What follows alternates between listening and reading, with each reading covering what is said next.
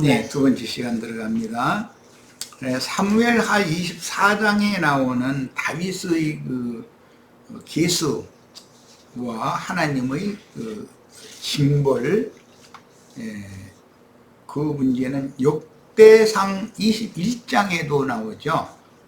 내용은 같은데 역대상 21장에서는 다윗이 그렇게 화급하게 이스라엘의 군사수를 빨리 조사를 해서 보고를 하라고 했던 원인이 기록이 됐어요. 역대상 21장 1절에 사탄이 일어나 이스라엘을 대적하고 다윗을 충동하여 이스라엘을 기수하게 하니라 그랬어요. 그러니까 다윗을 충동했다라는 말은 다윗 사람이라는 것이 늘 정신을 차리고 있다가도 자신도 모르게 깜못하는 사이에 어마어마한 피해를 입을 수도 있고 잘못을 저질 수가 있는 거예요. 그게 이제 시험인 거거든. 그런데 다윗을 이렇게 시험을 하신 것이 하나님이 물론 사탄을 다윗에게 의도적으로 보낸 거예요, 지금. 그래서 사탄이 일어나 이스라엘을 대적하고 다윗을 충동질을 해가지고 이스라엘을 기수하게 했기 때문에 다윗이 아까 사무엘하 24장에서 내가 미련한 짓을 했습니다 하나님 앞에 회개한 것은 이제 내가 사탄에게 속았었구나 라고 깨달았다는 말이에요. 그러니까 다윗은 전쟁의 승패는 야훼의 임재에 달린 것이지 군사수가 많고 적음의 문제가 아님을 깜빡하고, 우리 인생사에서도 뭔가 정신을 딴 데 팔고 있으면은 깜빡하는 사이에 어마어마한 실수를 저질 수가 있어요. 갑자기 싸움에 나갈 만한 군사의 수를 화급하게 조사하라고 요압에게 명했습니다.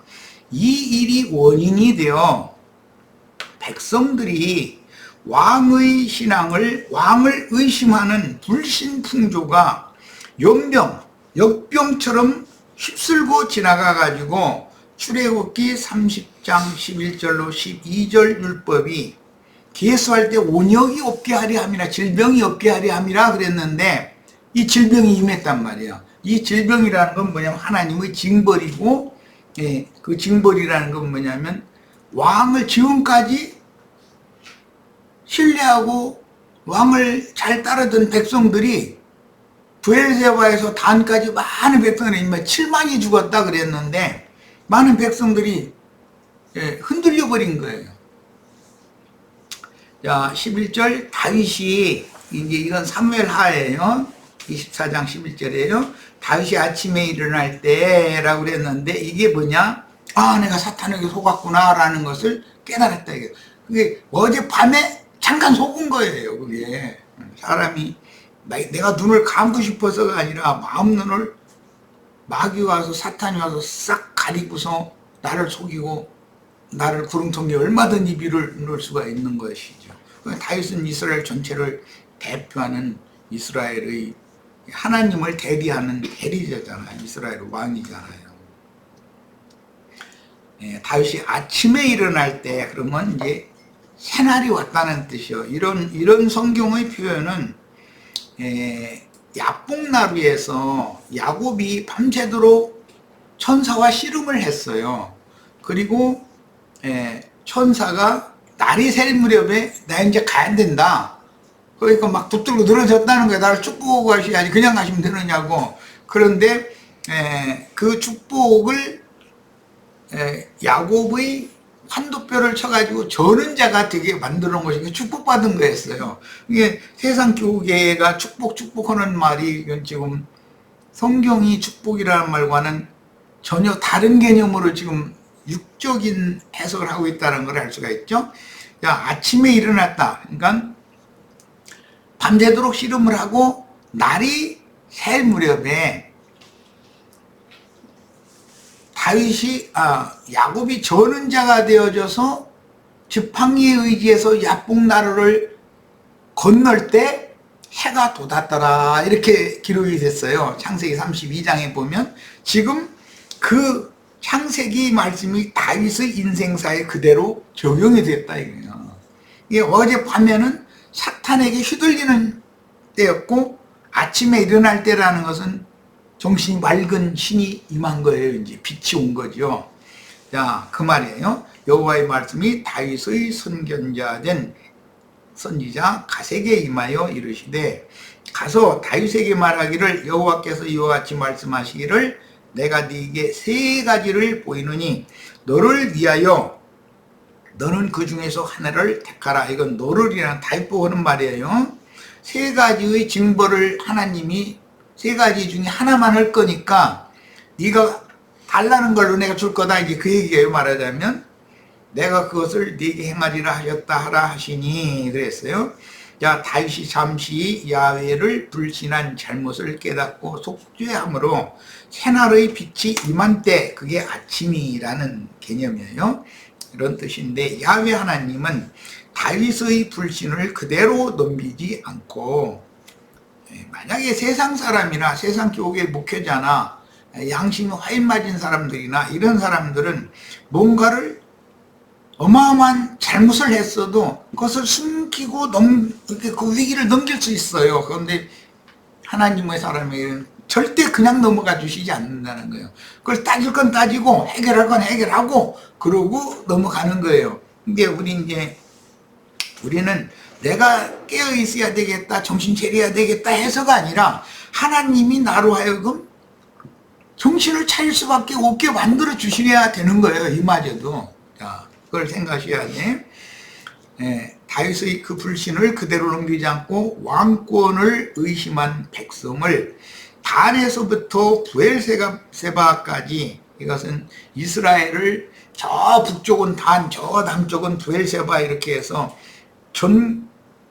이스라엘 전국에서 7만 명이 죽임을 당했다 그랬는데 다윗 왕을 마음에서 떠나가 버렸다. 그러면 그게 영적으로 죽는 거예요. 그게 예수님이 세상에 오셔서 전도를 하실 때 많은 사람이 발에 밟힐 만큼 따라다녔어요. 그런데 광야에서 떡을 얻어먹고 배부를까 달게 발에 밟힐 만큼 많은 사람이 따라왔는데, 내가 너에게 주는 떡은 그 영생한 떡이 아니고 내 입으로 나오는 말이 영생하는 하늘의 참떡이고, 그래서 내 살을 너희는 먹어야 영생하고 내 피를 마셔야 영생한다. 그러니까 다 떠나가 버렸다는 거예요.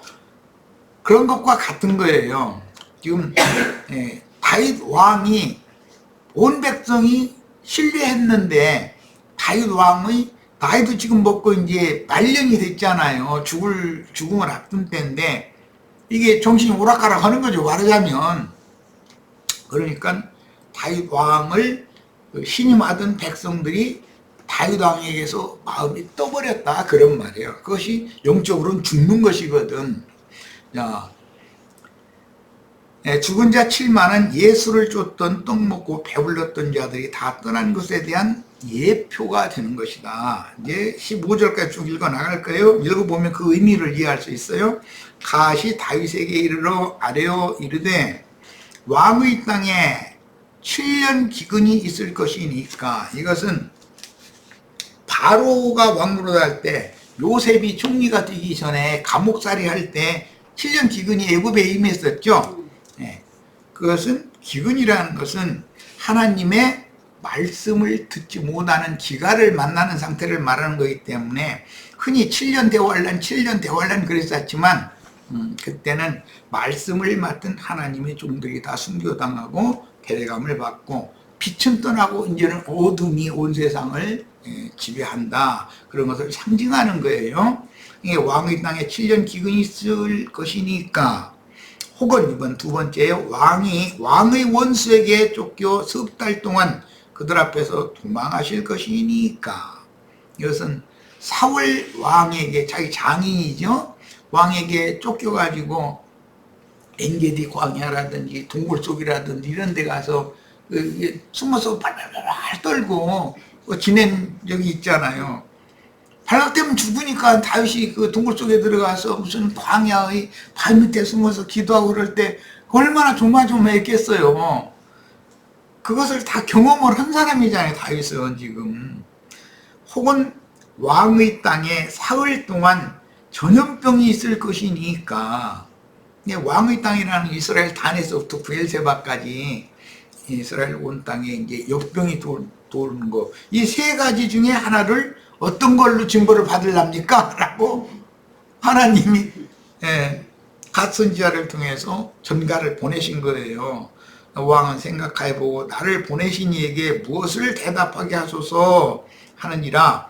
다윗이 갓에게 이르되 사울이나 다른 포악한 왕 같은 이 처주일놈이 어디 와서 거기서는 죽여버렸겠죠. 그런데 그럴 사람이면 그 사람을 다윗의 위에 세우지도 않죠. 하나님은 하나님이 종 선지자를 보내면 다윗은 왕이지만 자기 권위를 내려놓고 하나님 말씀을 가지고 온 사람이니까 공경하고 받들 사람이라고 여기니까 다윗을 그 위에 세워놨던 것이죠. 이제 이런 것도 생각해 봐야 돼요. 다윗이 갓에게 이르되 내가 고통 중에 있도다. 청하건대 여호와께서는 긍휼이 크시니, 자기가 이런 세 가지 고난을 다 겪어봤는데 자기가 지금 오늘 이렇게 살아서 왕위에 있게 앉아있고 오늘까지 왕노릇을 무난히 이렇게 잘 해나오고 주변 국들을 전부 굴복시켜서 조공을 받고 할 수 있게 한 것은 주님의 긍휼하심이 다윗과 함께 하셨기 때문이라는 걸 이제 맑은 정신 들어온 거예요. 지금 다윗은 긍휼이 크시니 우리가, 여기 이제 우리가라고 했어요. 여호와의 손에 빠지고 내가, 이번에는 내가라고 그랬어요.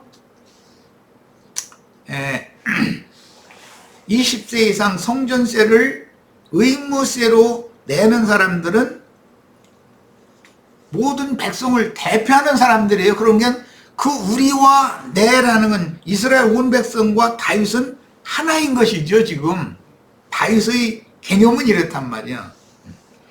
내가 사람의, 우리가 여호와의 손에 빠지고 내가 사람의 손에 빠지지 아니하기를 원하노라. 이게 굉장히 중요한 말이에요. 이마만큼 다윗은 책임감이 있는 사람이었었어요. 자기 한 사람 잘못 때문에 이스라엘 온 백성이 지금 이런 징벌을 당해야 된다는 거잖아요.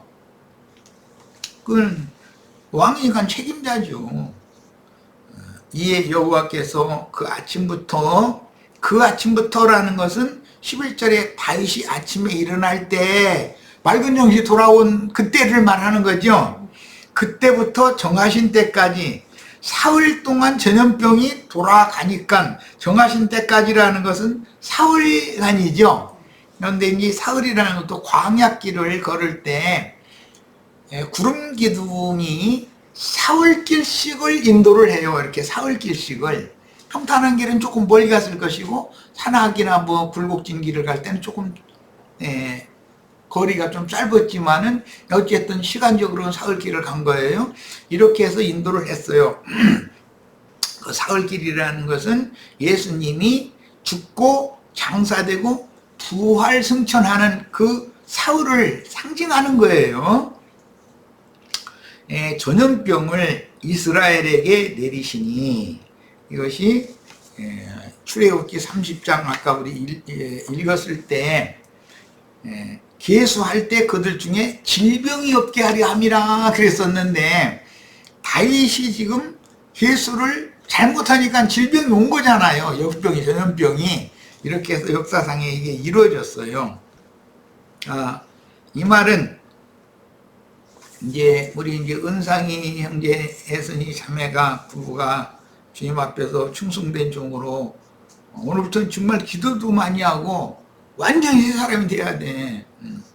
이렇게 해서 충성을 다 할 때 혹시라도 다윗처럼 이런 일이 있어서는 안 된다. 이건 이제 경계니까, 경고니까 전도를 해서 사람 숫자 머리를 잡고 세려고 하지 말아라.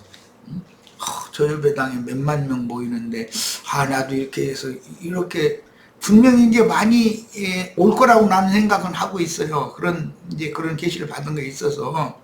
그러나 지나치게 욕심을, 사람이라는 건 사람이 뭔가 더해지면 자꾸 더 하게 마련인 것이거든.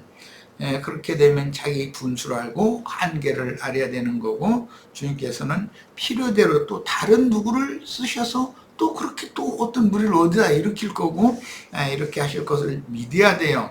그래야지 자꾸 사람 숫자를 자꾸 세는 버릇을 가지면 안 된다 이거. 그렇게 하면 실패가 온다. 사람 숫자에 관심을 갖다 보니까 오늘날 기독교계가 이렇게 타락한 거예요. 그냥 옆에 예배당 손님 교회 예배당으로 이렇게 뺏어가는 생각만 하고 있어요. 지금은 하도 전도가 안 되니까 저희끼리 싸우고 있는 거예요. 이렇게 하면 이게 그 사람에게서 하나님이 능력을 걷어버리시는 거거든, 그 목회자에게서. 그러면은 그에게 사람들이 몰려들지를 않는 것이거든. 이런 것을 잘 생각해 봐요. 자꾸 떠나지. 오히려 7만이 죽었다 그랬는데 다윗왕에서 떠나버리는 거예요. 많은 사람이 모여도 이 7만이라는 사람은 어차피 천국의 알곡이 될 사람들이 아닌 사람들인 거예요. 그러니까 다 내 사람 만들면은 구원받았다고 생각하고 막 부추겨주고 이런 버릇을 하면 안 되는 거예요. 절대로. 주님의 긍휼하심과 주님의 은혜가 있어야 그 사람이 충성스럽게 자신의 전 생애를 부어드리고 주님 앞에 가서 주님이 약속하신 상을 그때사 이 생을 떠나서 신령한 영의 몸을 입고 새 세계가 완성됐을 때사 천년 동안이나 또는 세세토록 왕노릇을 하게 해주고 영원 세계에서 거룩한 성 밖에는 만국이 있다고 그랬어요. 그 만국의 왕들이단 말이에요. 사람들이 이렇게 거기 가서 상을 받는 것이지 이 생에서 상을 미리 받으려고 삭제를 미리 받으려고 그런 사람들이 머릿수를 자주 세거든 자꾸.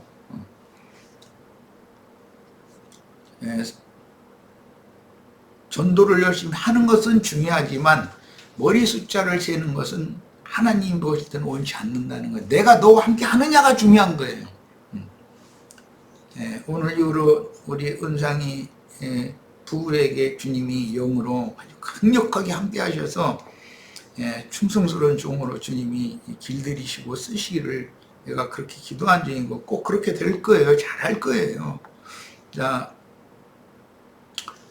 15절 이에 여호와께서 그 아침부터라는 것은 다윗이 아침에 일어나서 내가 미련하게 행했습니다. 내가 잘못했습니다. 할 때 그때 빛이 온 거잖아요. 해가 돋는 거잖아요. 지금 아침부터 정하신 때까지 그 사흘간 역병을 전염병을 이스라엘에게 내리시니 단에서부터 부엘세바까지 백성의 죽은 자가 7만이라 그랬어요.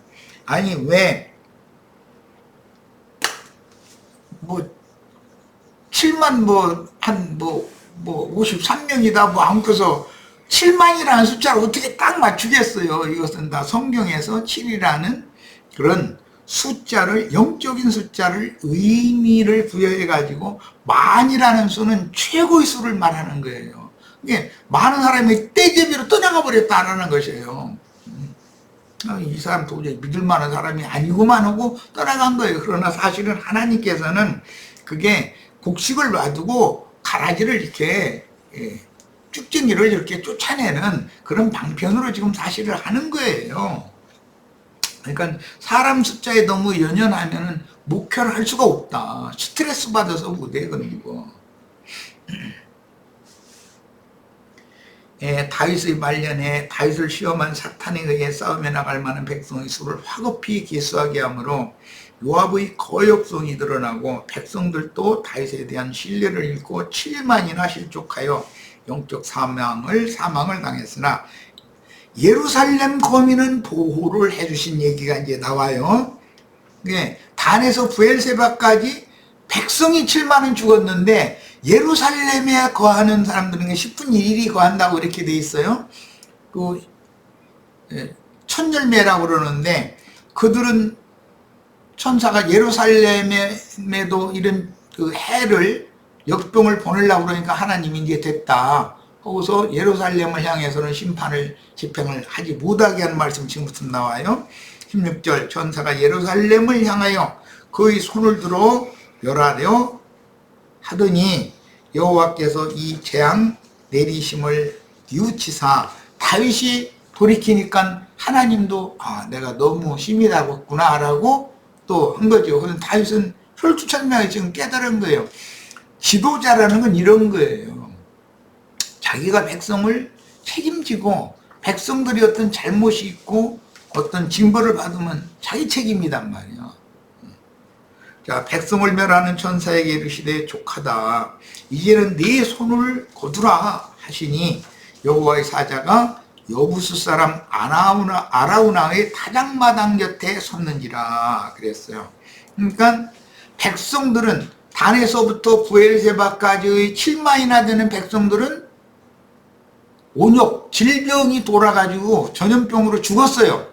그런데 그 말은 이제 다윗 왕이 이런 사람이래. 그 사람이 알고 봤더니 너무 허술하도 많은 소문이 그냥 막 퍼져나가서 그냥 막 떼집으로 다 이제 다윗 왕에서 마음이 떠났다 이 말이죠. 그런데 그게 자신들이 죽는 건데 그건 이제 모르고 그런 거예요.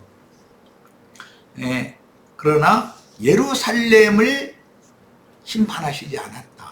예루살렘 거민은. 그러니까 이건 굉장히 중요한 말이에요. 교회 중에는 하나님의 심판이 주님의 교회는 임하지 않게 하신다라는 그런 이제 위로를 받을 수 있는데 이러면 느슨해질까 무서우니까 우리는 어쨌든 경각심을 가져야 되겠어요. 여호와의 사자가 여부스 사람 아라우나의 타작마당 곁에 섰다 그랬어요. 그 심판하는 사자가 그것은 여부스 사람 아라우나의 타작마당을 다윗이 사가지고 거기다가 제단을 쌓고 제사를 함으로 이제는 이스라엘의 모든 하나님으로부터 내려온 왕의 잘못 때문에 이스라엘에 내려진 징벌이 완전하게 용서를 받는 제사를 하게 하려는 거예요. 제단터를 지금 잡는 얘기를 하는 거예요. 자, 다윗이 야훼 하나님의 구원의를 잠시 잊고 불신행동을 했을 때 7만이나 되는 백성이 자신을 다윗 왕을 불신하고 믿음에서 떠나 침륜에 빠지는 죽임을 당한 후에 온 이스라엘의 불신을 계속하기 위한 번제단을 쌓을 터를 하나님이 친히 잡아주셨어요. 그것이 오르난이라고도 하고 아라우나라고 하는 사람의 여부스 족속 타작마당이었다는 거예요. 교회는 타작마당으로 이제 상징이 돼요. 아라우나 오르난의 타작마당인 그 터는 아브라함이 믿음으로 이삭을 드렸다가 다시 얻은 모리아산의 제단터였었어요. 그러니까 아라우나의 타작마당은 지금 현재 역사에서는 아라우나의 타작마당이지만 다윗의 말년에 아브라함 때는 이삭을 제단에다가 번제로 드리라고 그러니까 집에서 사흘길을 가가지고 이삭을 결박해서 나무단에 올려놓고 불을 붙이려고 하니까 하나님께서 아브라함의 믿음을 보시고 이삭 대신에 대속물로 번제 양을 순양을 그 숯풀에 뿔이 걸려가지고 이렇게 아브라함의 뒤에 매여 있게 만들었다고 그래가지고 그 뿔에 걸린 순양을 잡아서 대신 제사하고 이삭은 죽음에서 이제 살아났죠. 이것은 예수가 육체로는 죽었지만 영으로는 다시 살 것에 대한 상징이에요. 자, 그런 제사를 다윗이 지금 하게 되는 터를 하나님이 친히 잡아줬는데 그 터가 다윗 때에는 오르난 또는 아라우나라고 하는 사람의 타작마당에 있었어요. 아브라함 때는 거기가 모리아산이었어요. 모리아라는 말은 계시라는 뜻이 하나님의 계시. 자, 이곳은 진영 밖의 이스라엘의 이제 제사법에서는 정결한 곳으로서 그래서 예수님 십자가를 지고 영문 밖으로 진영 밖으로 나가서 죽잖아요. 골고다 언덕에 올라가서 모든 율법이 이루어지는 거예요.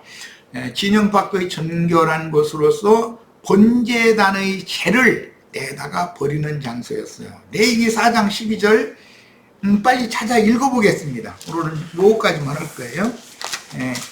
요 말씀까지만 해야 되겠네. 레위기 4장 12절 많은 구절이 나오는데 진영 밖의 정결한 곳에다가 번제단의 죄를 갖다가 버리도록 해서 그 잿마당이라고 그러죠. 옛날에 시골에서 그 풀이나 뭐 지푸라기 이런 거 뗄 때는 잿마당이라는 게 있었죠. 레위기 4장 12절 만일 그것의 머리와 정강이와 내장과 똥 곧 그 송아지의 전체를 진영 바깥 재버리는 곳인 정결한 곳으로 가져다가 불로 나무 위에 사르되 곧 재버리는 곳에서 불사를 지니라 이랬어요. 진영 밖에는 재버리는 곳이 있어요. 번제단에서 나온 재는 진영 밖의 재버리는 곳에 갖다 버리는 거예요. 그것은 나중에 신약에서는 예수님이 십자가에서 못 박혀 죽으신 골고다 동산이었었어요. 그런데 아브라함 때는 이삭을 번제물로 드리기 위하여 모리아산 제단터에다가 갖다 이삭을 결박해 가지고 나무에 이렇게 올려놨었죠. 거기에요. 거기가 이렇게 성경에 계속해서 암시가 된다는 거예요. 민수기 19장 지금 속죄제의 송아지를 불사르는 장소를 얘기했고 그것은 번제단의 죄를 갖다 버리는 곳이었었어요. 민수기 19장 2절부터 몇 절 읽겠습니다. 붉은 소야 되는데 반드시 잿물을 만들어서 온 백성들의 찌든 때를 벗겨주는 잿물을 만들기 위해서는 이 잿마당에 모아둔 그 재에다가 흐르는 물을 떠다가 섞어서 그 잿물을 사람들에게 뿌리고 옷을 빨게 해줬었어요. 제사장이 하는 일이에요. 이게 이제 우리 애선이 부부, 은상이 부부가 할 일이에요. 이게 이제 그러려면 본인들이 예수와 함께 죽고 함께 장사되어진 그런 체험이 있어야 돼.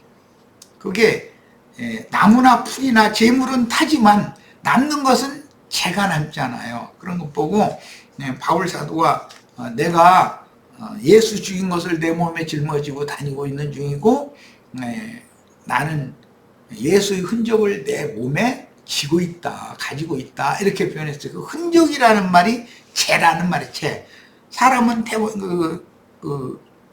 풀이나 나무나 이런 거 태워질 것은 다 태워져 버리고 육성은 태워져 버리고 이 땅에 남은 건 그 생명의 체험인 죄가 남는 것이죠. 그것을 생명수의 물 흐르는 물을 떠다가 그 죄를 섞어서 뿌려줘야 찌든 때들이 벗겨진다는 거예요. 사람들의 영혼에 때가 얼마나 뭐 안 벗겨지면 잿물로 빨아주라고 그랬겠어.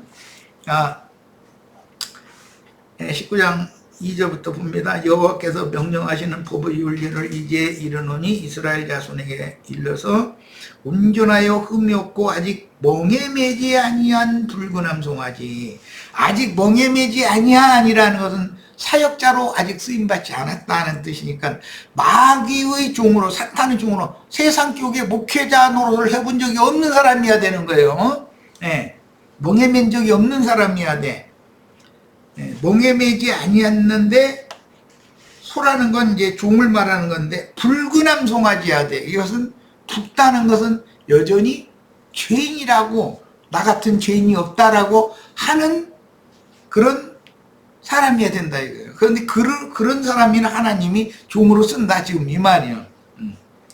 붉은암 송아지를 네개로 끌어오게 하고 너는 그것을 제사장 엘르아살에게 줄 것이요 그는 그것을 진영 밖으로 끌어내어서 어디에요? 재버리는 곳이겠죠.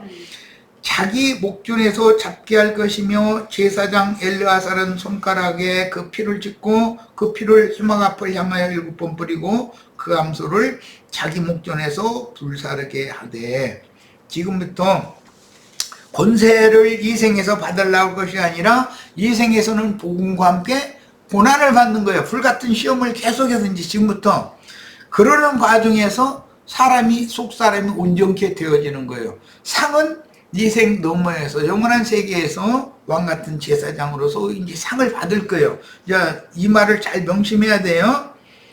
내가 목회를 해서 사람 숫자를 왜 세요? 이 땅에서 지금 영광받기를 원하는 마음 때문에 그런 거죠. 이 땅에서 삭슬 주는 것이 아니에요. 하나님 약속은. 그런데 사탄은 이 땅에서 삭슬 미리 받아라 자꾸 그렇게 얘기하는 거지. 그 가죽과 고기와 피와 똥을 불사르게 하고 동시에 제사장은 백향목과 우슬초와 홍색지를 가져다 암송아지를 사르는 불 가운데 던질 것이며 이것은 사역의 위임을 맡은 종에게는 불같은 시험이 끊임이 없단 말이에요. 그러니까 바울 사도가 나는 예수 죽인 것을 내 몸에 지금 짊어지고 다니는 중이고 나는 예수와 함께 못 박혔고 죽었고 장사되었다. 그런데 그 말은 번제단에서 나는 드려진 제물로 다 태워진 자다. 그런 말이에요. 그런데 남은 것이 뭐냐? 흔적을 내 몸에 내가 지니고 있다. 그래서 그리스도의 남은 고난을 내 육체에 채우시라는 내가 사명을 받았다. 이렇게 표현을 했어요. 내가 지금 인용하는 이런 성구를 마음에 잘 꼭 기록을 해 놓으시기를 바라요. 우리 이 말씀에 참여하는 모든 지체들 정신 차리고 말씀을 드려야 되겠고, 말씀을 듣는 형제들 특히 마음에 아주 깊은 감동의 울림으로 받으셔야 되겠어요. 굉장히 중요한 시간이에요. 오늘 말씀 나누는 시간이. 자, 이제 다시 자료로 들어갑니다. 이것은 진영 밖의 정결한 것으로서 번제단의 죄를 내다버리며 붉은 암소를 불태우는 것이며 인자 예수를 십자가에 못 박아 죽인 골고다라는 말은 해골이라는 뜻이에요. 그곳에 요셉의 해골이 붙였죠. 이것은 이제 민수기 저 끝 신명기 끝에 가면 나오는 말인데 출애굽을 할 때 모세가 요셉의 해골을 메고 나왔잖아요. 그래가지고 가나안 땅 요셉 지파에게 주신 기업의 산에다가 요셉의 해골을 장사했어요. 그곳이 예수가 못 박힐 장소단 말이야. 부활하신 바위 무덤 자리가 그 동산에 있었다. 자, 요한복음 19장 17절로 18절 찾아 읽습니다. 하나님의 말씀이 너무나 일관되게 창세기부터 이렇게 계속 계시록까지 흘러가는 거예요. 그러면 이런 말씀을 읽을 때 우리는 계시를 받아야 되는 거죠. 그래야 하나님의 종으로 사역을 할 수가 있는 거지 않겠어요? 자, 19장 17절 18절 읽습니다. 그들이 예수를 맡음에 예수께서 자기의 십자가를 지시고 해골 히브리 말로 골고다 동산에서 골고다 언덕에서 십자가에 못 박혀 죽었다 이러잖아요. 골고다라는 말은 해골이라는 뜻이에요. 히브리 말로. 자, 곳에 나가시니 그들이 거기서 예수를 십자가에 못 박을세 다른 두 사람도 그와 함께 좌우편에 못 박으니 예수는 가운데 있더라 그랬어요. 자, 이번에는 19장의 41절 42절 보겠습니다. 이제 그곳에 못 박혔는데 장사는 어디다 하는가를 이제 보는 거예요. 41절 42절 예수께서 십자가에 못 박히신 곳에 거기가 어디죠? 골고다죠. 해골. 거기는 어디였어요? 구약성경에는 재버리는 곳이에요. 붉은 소를 끌어다가 거기에서 다 불살라가지고 흐르는 물을 떠다가 그 재를 섞어서 백성들의 찌든 때를 벗겨주는, 씻어주는 그 붉은 소가 죽는 곳이에요. 거기 번제단이 재가 버려지는 곳이에요. 거기 그것이 창세기에서는 아브라함이 이삭을 번제물로 드렸던 것이에요. 거기서 여호와 이레 여호와 하나님께서 야훼 하나님께서 이삭 대신에 숯불에 걸린 순양을 준비를 해 주셨기 때문에 순양으로 번제를 드렸어요. 그리고 이삭과 함께 다시 돌아왔어요. 집으로. 이것은 육체로는 죽임당하셨지만 영으로는 살리심을 받은 주님께서 주님의 집인 교회에 임하셨다는 걸 상징하는 거예요. 야, 이건 계시가 필요해. 이제 이 모리아산 제단터라는 건 아라우나의 타작마당에 대해서 지금 설명하느라고 그래요. 아라우나의 타작마당이 후일 이스라엘 하나님의 성전이 세워지는 성전터가 되는 거예요. 여기가 아라우나의 타작마당이 이 연결을 지금 이해시키려고 이 성경을 찾는 거예요. 예수께서 십자가에 못 박히신 곳에 동산이 있고 동산 안에 아직 사람을 장사한 일이 없는 새 무덤이 있는지라 이날은 유대인의 준비일이요 또 무덤이 가까운 거로 그 동산 십자가에서 못 박힌 바로 그 동산 같은 동산 내에 바위에 판 무덤이 있었다는 거예요. 새 무덤이. 그게 부자의 묘실이라는 거예요. 거기에 예수 시체가 안치됐다가 죽임당하신 지 사흘 만에 부활 승천하시게 된 거예요.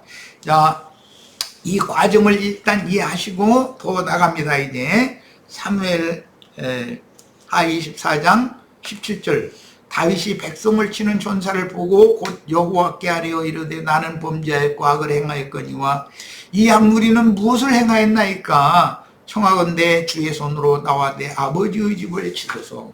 다윗은 권리를 왕이니까 맘대로 된다는 생각이 전혀 없는 사람이죠. 책임을 지는 사람이잖아요. 이렇게 돼 있죠. 백성을 치는 천사를 보고 내가 범죄하였고 악을 행하였거니와 양무리야 무슨 무엇을 행한 것이 있습니까? 그러니까 주의 손으로 나와 내 아버지의 집을 치소서. 백성을 치시지 말고 이랬단 말이에요. 책임을 강조하는 거예요. 여기서는 권리를 강조하는 게 아니에요. 왕권이라고 해서 뭐 그냥 기독교계에는 자꾸 이걸 반대로 행하는 거예요. 무책임한 사람은 하나님이 쓰실 수 없어요. 본문에서 생명의 속죄는 전쟁에 나가서 피를 흘려야 하는 20세 이상 되면은 전쟁터에 나가야 되는 사람이니까 피 흘리는 죄를 범하지 않을 수가 없죠. 상대를 다 죽이면 피가 흘릴 거 아니에요. 그럼 그런 모든 부정을 미리 씻어야 된다. 이게 자신부터. 피를 흘려야 하는 이스라엘의 군사로 기수된 자들에게 질병을 면하기 위한 것인데 이 질병이라는 건 실족한다는 말이요. 문자대로 성경 원문대로 해석을 하자면 질병, 내계프, 재앙, 실족이 온 땅에 돌면 죽음으로 이어지기 때문에 영적 죽음이 하나님에게서 끊어지는 건 죽는 거예요. 영적으로. 질병, 재앙, 실족을 면한다는 의미는 하나님의 징벌로 인한 영적 죽음을 면한다는 의미다. 영적 죽음을 예루살렘은 면했죠. 단에서 부엘세바까지 7만의 백성은 죽었죠. 자, 이걸 지금 잘 생각을 하셔야 돼. 질병에 관한 이야기는 단어를 이렇게 찾아서 올렸고 이미 쭉 설명했어요. 질병이 네게프라는 용어는 헛디디다, 실족. 그 다음에 역병에 걸리다, 온역이라고 이제 번역이 됐고, 다른 데서는 연병이라고도 번역되고 재앙이라고도 번역이 돼요. 자, 생명의 속죄는 출애굽기 13장 13절로 15절에 나타나는 대속의 원리와 같은 맥락인데, 자, 출애굽기 13장 13절, 야, 이거 큰일 났네. 이걸 맞춰야 되는데. 자, 빨리빨리 해서 마치겠습니다. 출애굽기 13장을 봅니다.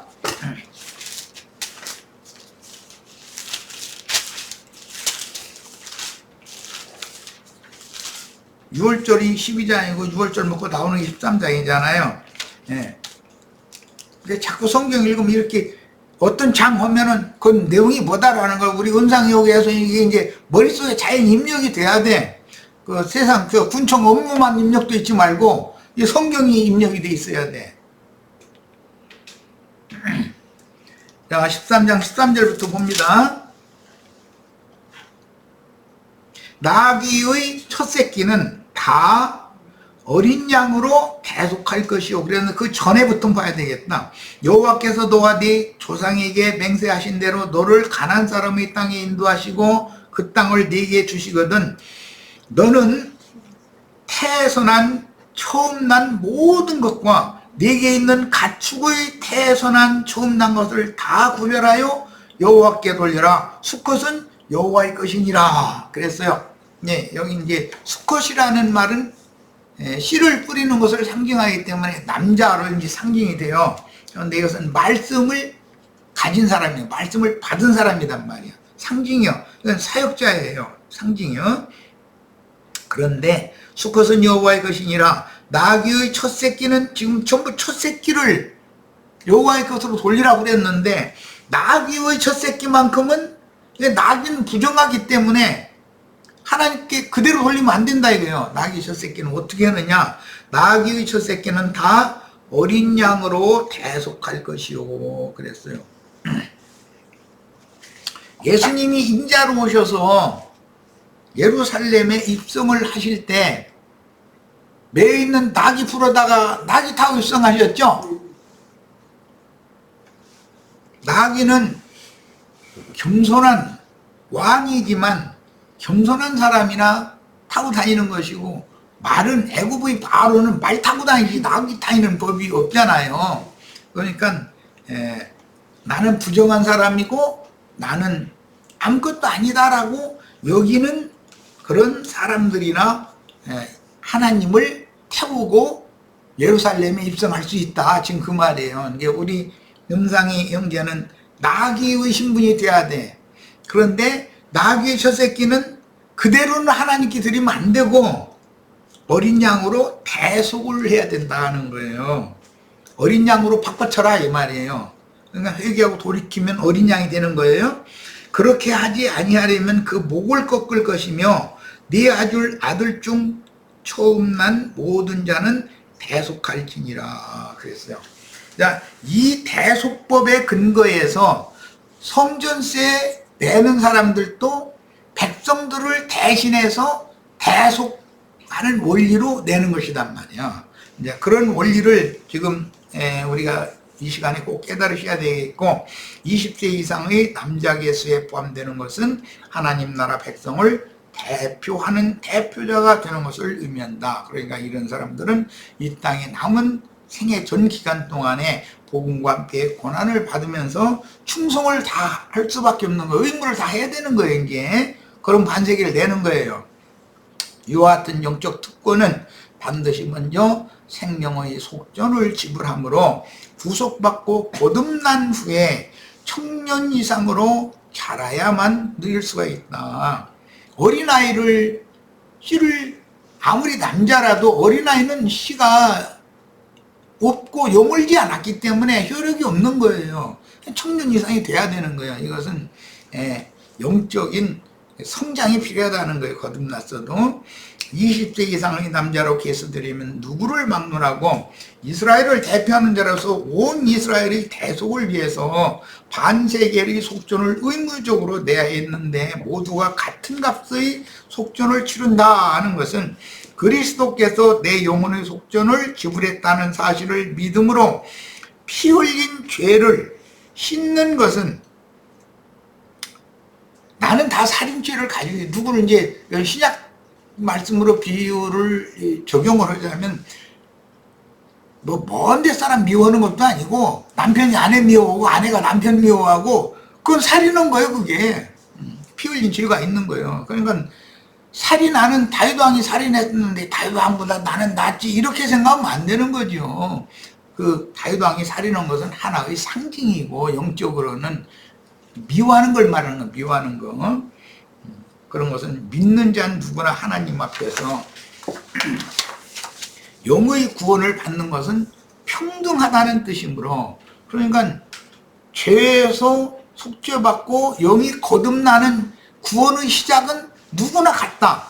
말하자면 사망에서 생명으로 옮겨지는 단번의 첫 번째 구원의 과정은 다 똑같다 이거예요. 부자 가난한 사람 이런 거 가리지 않는다 그 말이야. 야, 그래서 처음에 회개하고 예수 그리스도를 참 하나님이요 구원자로 믿어서 얻는 초보의 구원은 동일하다. 그러나 이제 구원을 이루는 과정에 가서는 다르죠.